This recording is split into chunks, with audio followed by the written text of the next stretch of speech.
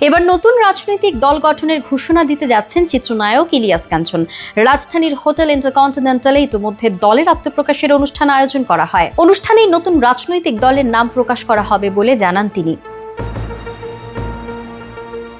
এরই মধ্যে জানা যায়, আত্মপ্রকাশ করতে যাওয়া নতুন দলটির নাম জনতার পার্টি বাংলাদেশ। বিষয়টি নিশ্চিত করেছেন নিরাপদ সড়ক চাই আন্দোলনের ভাইস চেয়ারম্যান লিটন আরশাদ। দীর্ঘদিন ধরে দেশের সড়ক নিরাপত্তা নিয়ে জনমত গঠনে সক্রিয় ইলিয়াস কাঞ্চন নিরাপদ সড়ক চাই আন্দোলনের প্রতিষ্ঠাতা।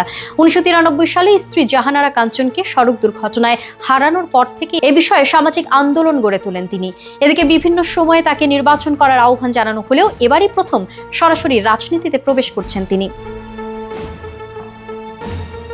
সম্প্রতি দেশের রাজনৈতিক পরিমণ্ডলে নতুন নতুন রাজনৈতিক দল গঠনের প্রবণতা দেখা যাচ্ছে। এবার এতে যুক্ত হলেন একসময়ের জনপ্রিয় এই চিত্রনায়ক। ছাত্র জনতার অভ্যুত্থানে 5ই আগস্ট বিগত সরকারের পতনের পর এ পর্যন্ত 16টি নতুন রাজনৈতিক দল আত্মপ্রকাশ করে।